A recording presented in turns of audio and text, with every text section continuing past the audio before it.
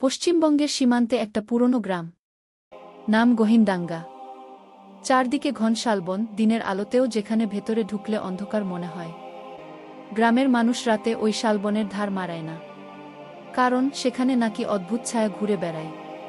কেউ বলে ওই বনেই বহু বছর আগে ইংরেজ আমলে একটা দুর্ঘটনায় পুরো পরিবার মারা যায়। আবার কেউ বলে ওটা নাকি ডাইনের আবাস। অর্ণব শহরের কলেজ পড়ুয়া ছেলে, সাহসী কিন্তু অতিরিক্ত কৌতূহলী। তৃষা অর্ণবের বোন, ভয় পায় কিন্তু বুদ্ধিমতী। রহমান কাকা গ্রামের বয়স্ক মানুষ, যিনি অতীত জানেন। ছায়া অজ্ঞাত এক রহস্যময় অস্তিত্ব। অর্ণব ছুটিতে গ্রামে এলো। শহুরে ছেলে, তার খুব আগ্রহ শালবনটা দেখার। গ্রামের সবাই মানা করল, ওখানে যাস না বাবা, রাত হলে ভয়ঙ্কর ছায়া দেখা দেয়। অর্ণব হেসে উড়িয়ে দিল। কিন্তু রাতে ঘরে বসে থাকতে থাকতে জানালার বাইরে হালকা ফিসফিসানি শুনো। কানে আসছে, এসো এসো। পরের দিন অর্ণব বোনকে নিয়ে বনে ঢুকল। বনের ভেতরে গা ছমছমে অন্ধকার। হঠাৎ তারা দেখতে পেল একটা শুকনো গাছের নিচে মাটিতে খোদাই করা অদ্ভুত চিহ্ন। তৃষা ভয়ে বলল, এটা কি অর্ণব? অর্ণব উত্তর দিল, এটা নিশ্চয়ই পুরনো কোনো চিহ্ন, হয়তো গোপন সংকেত। কে তাদের পেছনে কে যেন শ্বাস ফেল। তারা ঘুরে দাঁড়াল, কিছুই নেই।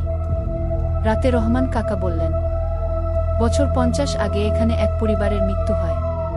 তাদের মৃতদেহ কেউ খুঁজে পায়নি, শুধু ছায়ার মতো মানুষ বন জুড়ে ঘুরতে দেখা যেত। অর্ণবের কৌতূহল আরও বেড়ে গেল। সে ঠিক করল পরের রাতেই আবার যাবে। চাঁদের আলো ঝাপসা হয়ে আসছে। অর্ণব আর তৃষা বনের ভেতর। হঠাৎ দেখল দূরে সাদা পোশাকে একটা অবয়ব দাঁড়িয়ে আছে। তৃষা কেঁপে উঠল, ওটা কে?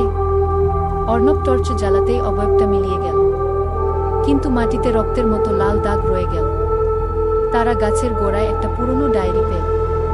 তার ভেতরে লেখা, আমরা মরিনি, আমরা আটকা পড়ে আছি এই ছায়ার দুনিয়ায়। তখনই তাদের চারপাশে অদ্ভুত ছায়ারা ঘুরতে লাগল। কেউ ফিসফিস করে বলছে, আমাদের মুক্তি দাও। অর্ণব বুঝল এই শুধু ভূতের গল্প নয়, বরং অশান্ত আত্মাদের বন্দিত্বের রহস্য। সে ডায়েরিতে লেখা মন্ত্র পড়তেই পুরো বন কেঁপে উঠল। হঠাৎ সব ছায়া চিৎকার করে মিলিয়ে গেল। তৃষা ভয়ে মাটিতে বসে পড়ল। অর্ণব টের পেল, হয়তো তারা মুক্তি পেল, আবার হয়তো তারা আরও শক্তিশালী হয়ে ফিরবে।